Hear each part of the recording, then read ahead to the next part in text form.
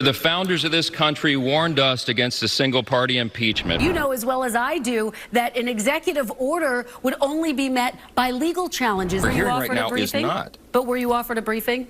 No. Republican Speaker of the House went on Meet the Press, where Kristen Welker brutally exposed his hypocrisy on numerous topics, from importantly this most recent border deal he's refusing in the name of Trump, all the way down to impeachment. And actually, let's start there, as despite being the head of the House doing one-party impeachments on both Joe Biden and Homeland Security Secretary Alejandro Mayorkas, let's watch what he had to say about Donald Trump's impeachment. You were, as you just said, a part of President Trump's defense team at his first impeachment.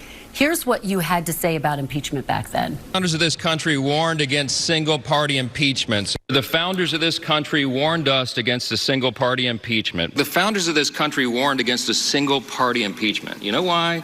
You guys know why.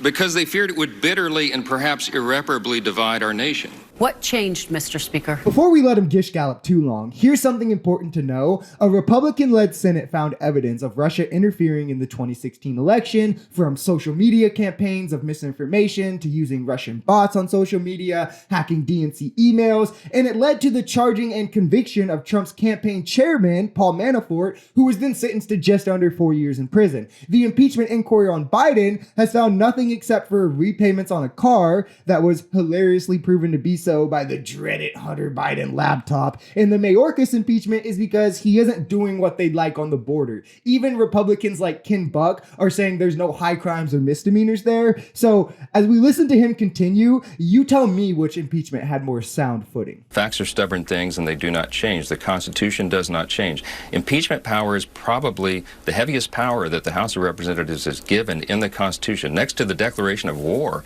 you can argue it's the most serious power we have.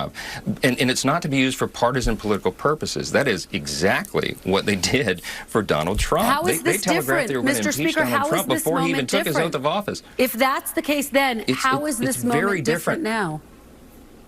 Kristen, in many ways. Let me explain the many ways. For one, the House has methodically, slowly, deliberately gone through the impeachment process, impeachment inquiry, impeachment investigation on Mayorkas and President Biden himself. We've involved 3 different committees of jurisdiction. Now, of course, all the committees he's talking about here are Republican-led, so he's just avoiding the question. And if you look at the House under Democratic control versus this last year under Republican control, it's not even close. We got the American Rescue Plan, the Infrastructure Bill, the Bipartisan Gun Bill, Chips and Science Act, PACT Act, Inflation Reduction Act. Under Republicans, we've gotten impeachment inquiry after inquiry without a shred of evidence to begin with, and without a shred of evidence being found in the process. You get a bipartisan immigration bill in the Senate with most things that Republicans want that the House is saying is dead on arrival before they even read the text, solely because Trump said so. And you get absolutely no meaningful legislation. Now, Mr. Speaker, you know as well as I do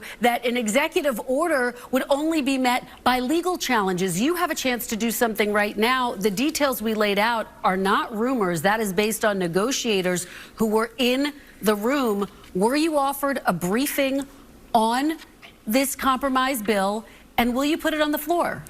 Well, when they began to do the negotiation, I suggested immediately after taking the gavel, I suggested to Senate leadership that the House should be involved. We should be in the room. I wanted to send the chairman of our committees of jurisdiction to be a part of that negotiation, and they said, no, let the Senate take care of it. We'll send you something that is palatable. Were you offered a briefing, Mr. Speaker? What we're hearing right now is not. But were you offered a briefing? No, I have not been. No, I've had individual senators call and give me tips and offered things that are going on in the room, but we've not been a part of that negotiation. This really just highlights the problem with this polarized Congress and a MAGA-controlled House. They mosey on down to the border for photo ops and pretend that they care about the issue when they can posture about it. But when Democrats are willing to meet them at the table, propose the strictest border legislation we've seen in decades to meet a lot of their demands, as well as giving Homeland Security more power to turn people away. I mean, it's more of a hardline reform than I would even like, or most progressives would even be on board with. It's definitely including a lot of conservative concessions just to get this deal done, but the House is still just like, no, No, sorry. Mostly because Donald Trump is telling them to say that. You have Tom Emmer literally saying he won't vote on this because it'll give Biden a political win. So instead they're going to posture, right? Oh, we won't take anything short of remain in Mexico because they know it's a deal breaker for one, and it was inefficient anyway. So why are you pushing for that? But they'll only do a deal if it's something that has Trump's name attached to it that he can then take credit for. Oh, yeah, you got a border deal passed, but it was the one that I passed during my presidency. Haha. Rather than accepting a deal that has huge concessions to actually make progress on this issue because, oh no, it might make Biden look a little too good. If you enjoyed this video, we're Social Society. We're a commentary channel influenced by politics, society, and the economy. We're pretty left-leaning on this channel, but we're open to our right-wingers as well. The biggest thing here is having conversations that get everyone to the bottom of the truth. If that sounds like something that could interest you, consider smashing that subscribe button, leaving us a like, or even commenting on this video. We even have memberships available as low as $3 if you'd like to support, because the only way we become a society is together.